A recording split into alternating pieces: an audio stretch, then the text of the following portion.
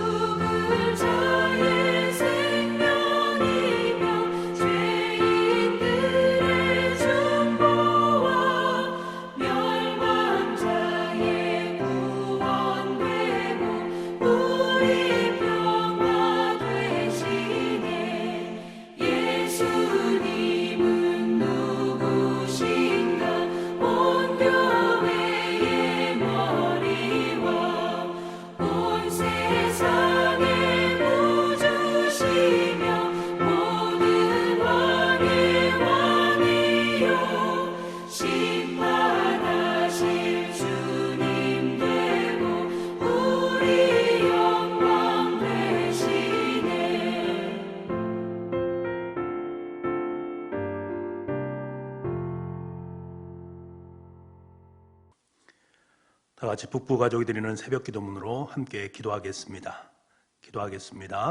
하늘에 계신 하나님 아버지, 이 고요한 새벽에 우리를 예배의 자리로 불러주시니 감사합니다.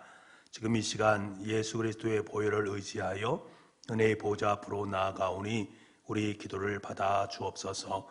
오늘 이 시간이 하나님을 깊이 만나고 임재를 경험하는 은혜의 시간 되게 하여 주옵소서. 아멘.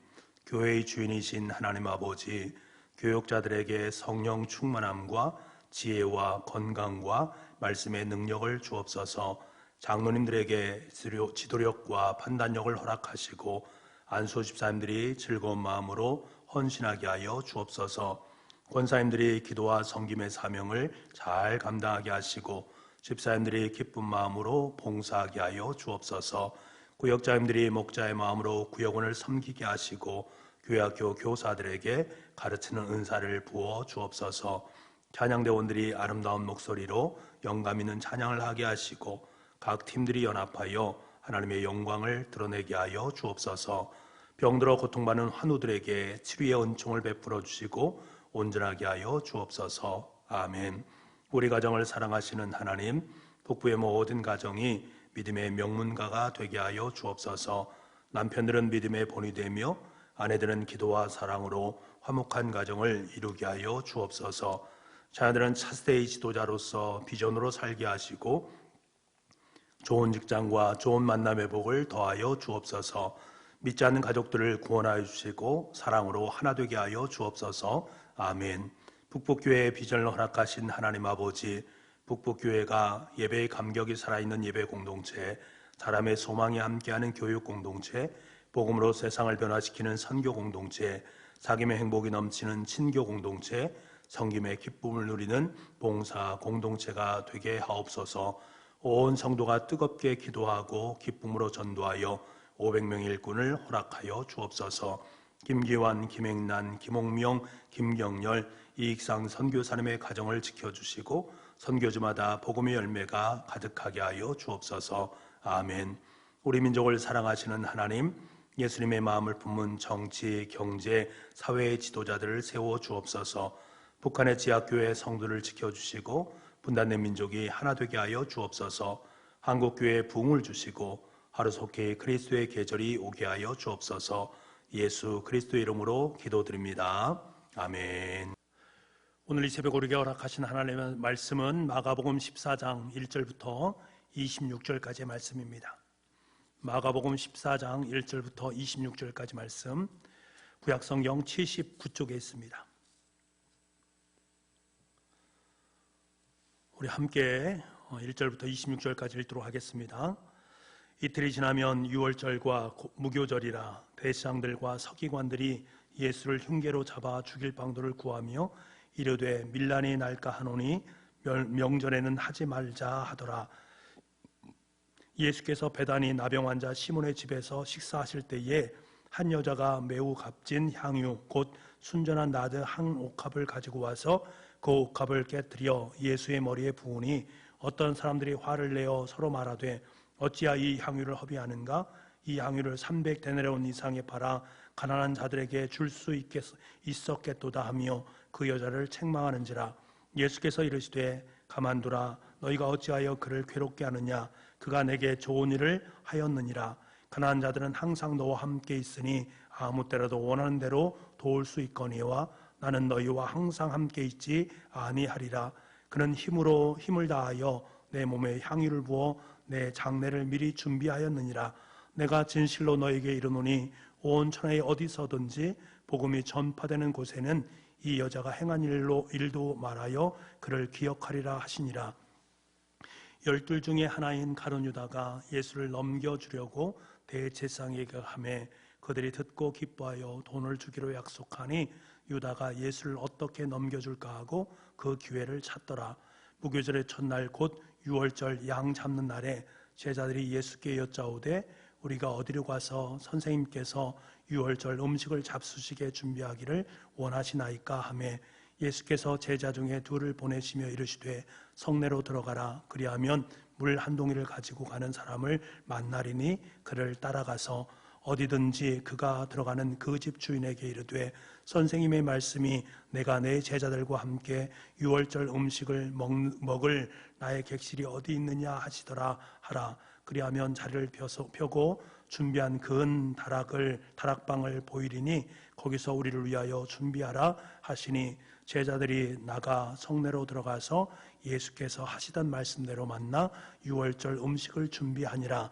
저물매 그 12를 데리시고 가서 다 앉아 먹을 때에 예수께서 이르시되 내가 진실로 너에게 이르노니 너희 중에 한 사람 곧 나와 함께 먹는 자가 나를 팔리라 하신대 그들이 근심하며 하나씩 나는 아니지요 하고 말하기 시작하니 그들에게 이르시되 12 중에 하나 곧 나와 함께 그릇에 손을 넣는 자 아니라 인자는 자기에 대하여 기록된 대로 가거니와 인자를 파는 그 사람에게 화가 있으리로다. 그 사람은 차라리 나지 아니하였더라면 자기에게 좋을 뻔하였느니라 하시니라. 그들이 먹을 때에 예수께서 떡을 가지사 축사하시고 떼어 제자들에게 주시며 이르시되 받으라 이것은 내 몸이니라 하시고 또 잔을 가지사 감사 기도하시고 그들에게 주시니 다 이를 마시매 이르시되 이것은 많은 사람을 위하여 흘리는 나의 피 곧 언약의 피니라.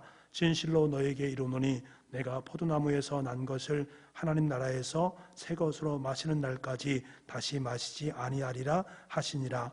이에 그들이 찬미하고 감난산으로 가니라. 아멘. 오늘도 이 새벽에 하나님의 말씀 가운데 함께한 여러분에게 주님의 은혜와 축복이 함께할 수 있기를 간절히 소망합니다.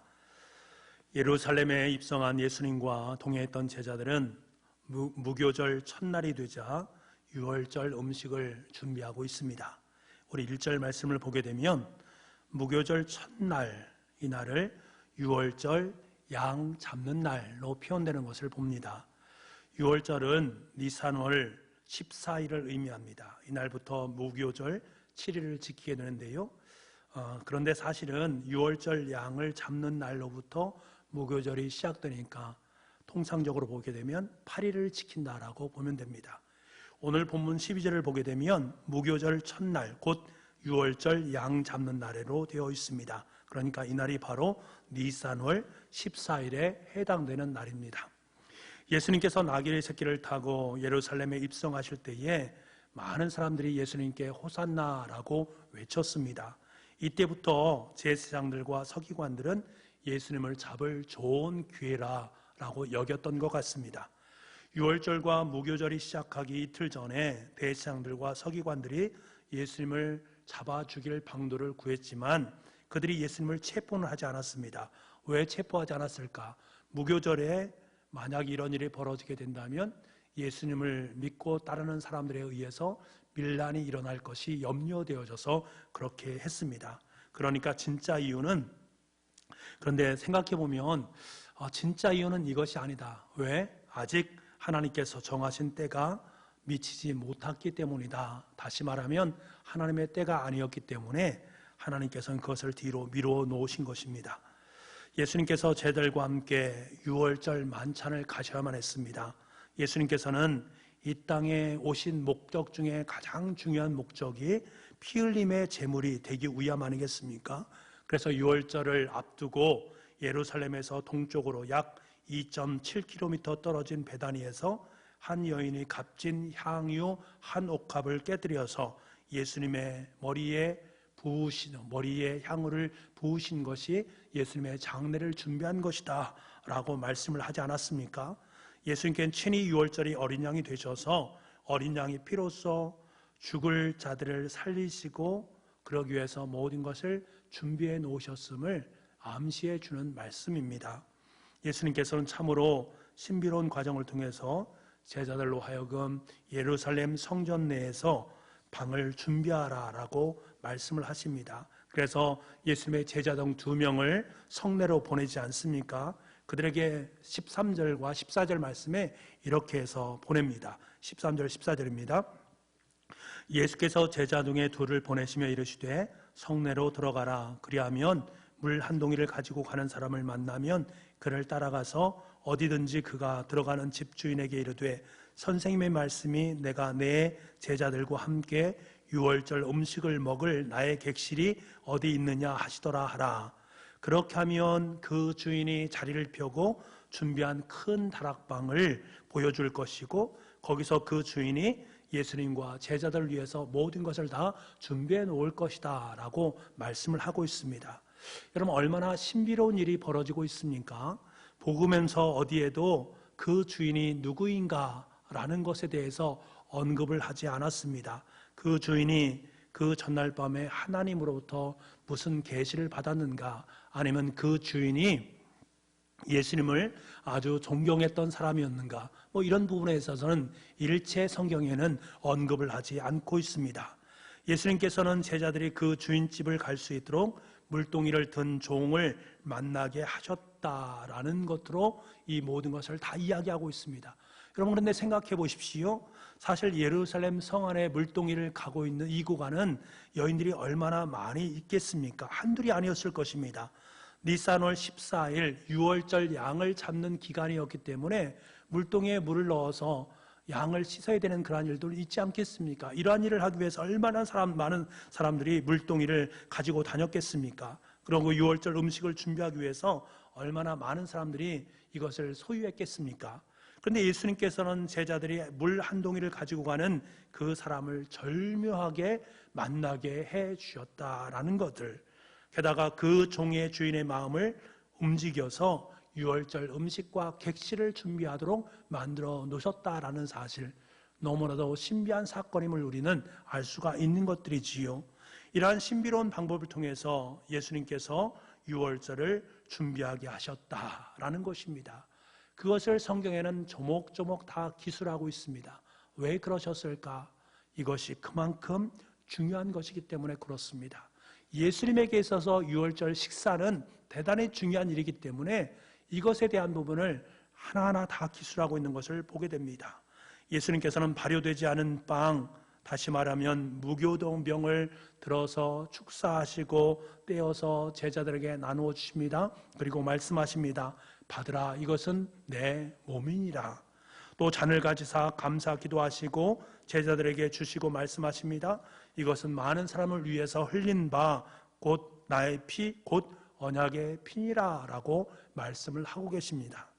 여러분, 예수님께서는 친히 유월절 제물인 어린 양이 되셨습니다. 어린 양의 피가 없이는 죄 사함이 없고요, 구원도 있을 수 없습니다. 예수님께서는 자신의 몸과 피를 희생 제물로 하나님께 드리심으로 말미암아 죄인들의 죄를 대속해 주셨습니다. 주님의 몸과 피를 먹고 마시는 자가 구원받는 자이고, 주님의 몸과 피를 먹지 않는 자는 예수님의 구원과는 전혀 무관한 사람들입니다. 그렇기 때문에 예수님의 피로써 죄인들의 죄 사함을 받기 위해서는 예수님께서 십자가에 달리시기 전에 유월절 식사는 매우 중요한 것임을 우리에게 말해주는 것입니다. 그래서 예수님께서는 제자들과 함께 유월절 식사를 하실 때에 떡과 포도주를 통해서 자신의 몸과 피라는 것을 분명하게 밝히시고, 그것을 통해서 제자들이 먹고 마시게 하심으로 말미암아 주님의 몸과 피의 의미를 제대로 깨닫게 만들어 주셨다라는 사실입니다. 너희들이 단순히 포도주를 먹고 빵을 먹는 것이 아니라 내 몸과 피를 마심으로 말미암아 어린 양 되는 내가 죽게 되어줄 것이고, 나를 통해서 너희는 죄사함과 구원의 역사 속에 동참하게 될 것이다 라는 그 역사적 사건을 이 음식, 유월절 식사를 통해서 그들에게 일깨워 주고 있습니다. 오늘날 우리들 역시 친히 유월절 제물인 되신 어린 양이 되시고 피를 흘리신 주님의 몸과 피를 먹고 마시는 자가 되어야 됩니다. 그리고 단순히 먹고 마시는 것으로 끝나는 것이 아니라 나의 죄를 위해서, 대속하시기 위해서 찢기신 몸과 나의 죄를 대속하기 위해서 흘리신 피를 우리는 기억할 수 있어야 됩니다. 이것을 기억한다라는 것은 대단히 중요합니다. 내가 그것을 기억하고 살아갈 때에 나는 주님과 연합한 삶을 살아갈 수 있습니다. 주님의 몸과 그 피가 내 몸에 있음으로 말미암아 내가 주님과 연합되어져서 주님과 함께 동행하는, 그래서 주님의 제자의 삶을 제대로 살아갈 수 있는 것들이지요. 주님이 내 안에, 내가 주님 안에 있는 자들은 주님의 몸과 피를 먹고 마시는 자이고, 주님의 몸과 피를 먹고 마시는 자는 분명하게 그의 삶 속에 합당한 삶을 살게 되어집니다. 왜냐하면 주님의 몸값과 피값을 내 삶을 통해서 행할 수 있기 때문에 그 삶을 살아가는 인생이 어찌 바른 삶이 되지 않겠습니까? 여러분, 가룟 유다를 보십시오. 그도 주님의 몸과 피를 먹고 마시지 않았습니까? 그럼에도 불구하고 그는 주님의 몸과 피를 먹고 마신 자의 합당한 삶을 살지 못했습니다. 돈에 눈이 멀어서 스승을 팔아넘기는 자가 되고 말았습니다. 예수님의 제자라고 해서 모두 예수님의 뜻에 합당한 삶을 살아가는 것이 아님을 우리에게 말씀해 주고 있습니다. 21절 하반절에 보게 되면 그 사람은 차라리 나지 아니하였더라면 자기에게 좋을 뻔하였느니라. 예수님께서 가룟 유다를 향해서 말씀하신 것입니다. 예수님이 얼마나 안타까우셨으면 이 말씀을 하시고 있는 것일까?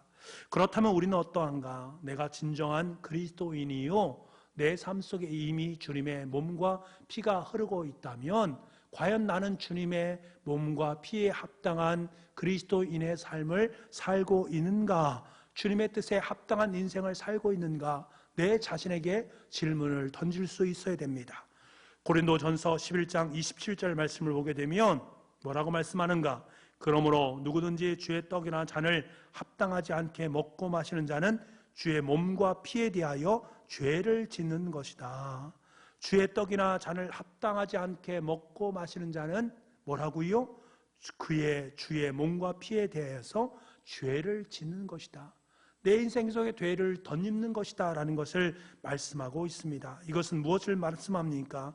여러분, 성찬식이 있을 때 단지 몇 주일, 아니 하루 전에 경건한 몸짓으로 삶을 살아가는 것, 그 사람의 경건한 것을 의미하는 것입니까? 아닙니다. 매일매일 우리의 삶이 주님의 몸과 피를 먹고 마시는 자의 삶의 모습으로 합당하게 살아가는 것, 주님과 연합된 자로 이 땅의 삶을 살아가는 것, 그 사람 속에 가장 가치 있고 아름다운 인생인 것을, 가룟 유다의 삶이 아니라 차라리 이 땅 속에 태어나지 않을 존재가 아니라 하나님의 나라를 위해서 꼭 필요한, 이 땅 속에 꼭 태어나야 될 주님의 제자들로 아름답게 설 수 있는 것입니다. 주님의 떡이나 잔을 합당하게 먹고 마신다라는 것은 내 삶의 자리가 늘 주님과 연합되어져서 주님의 길을, 주님의 뜻을 온전히 내 삶을 통해서 아름답게 일구어 가는 것임을 기억할 수 있어야 됩니다. 내가 주님과 연합된 자라면 우리 주님의 말씀을 지키는 자가 되어야 됩니다. 주님의 말씀을 지키는 자로서 주님을 사랑하는 사람인 것을 스스로 증명해낼 수 있어야 됩니다. 그래서 오늘 하루도 여러분 기억할 수 있기를 원합니다. 어린 양 되시는 예수 그리스도의 몸과 피를 먹은 존재가 바로 나다라는 사실, 그로 말미암아 나는 구속의 은혜를 받은 사람이다.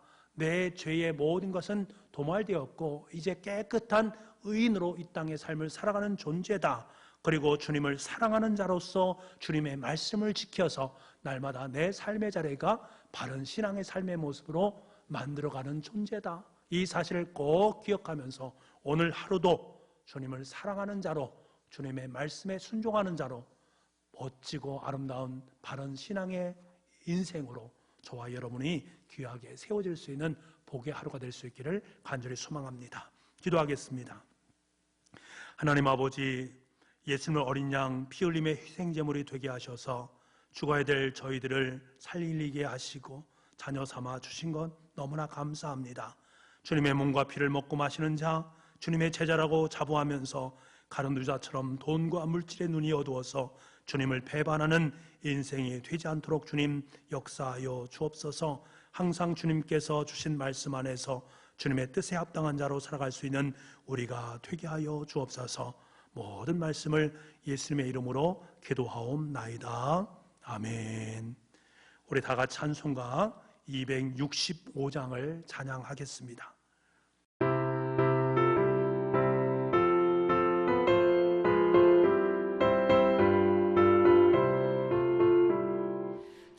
십자가를 지심으로 죄인을 구속하셨으니 그 피를 보고 믿는 자는 주님의 진노 면하겠네.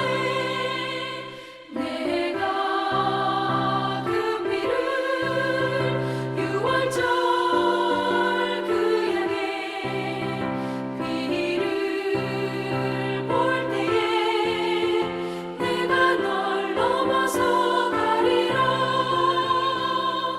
흉악한 죄인 괴수라도 예수는 능히 구원하네.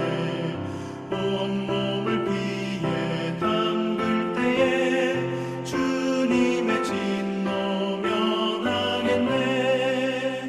내가 그 피를 유월절 그 양의 피를 볼 때에 내가 널 넘어서 가리라.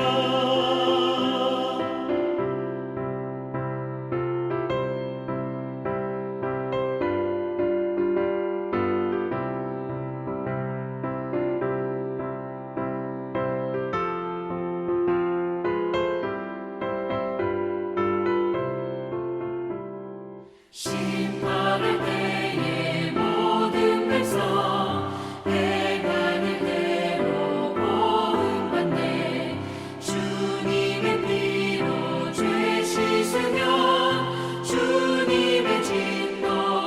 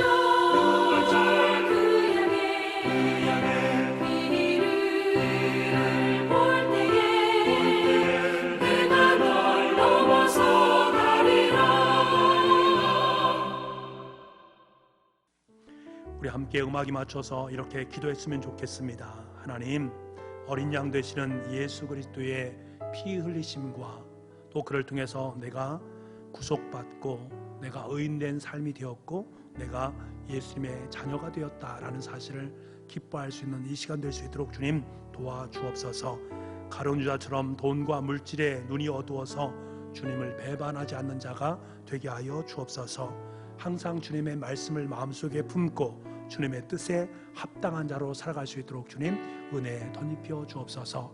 코로나19라는 위기 상황을 넉넉히 이겨낼 수 있도록 지혜와 능력을 베풀어 주시고 우리의 삶의 자리 속에 어렵고 힘든 부분이 있다면 이 모든 것을 주님께 내어놓는 하루가 될 수 있도록, 그리고 여러분의 자녀와 여러분의 일터와 우리가 또한 오늘 살아가는 모든 하루의 일들 위에 하나님의 축복이 함께하기를 간절히 기도하기를 원합니다.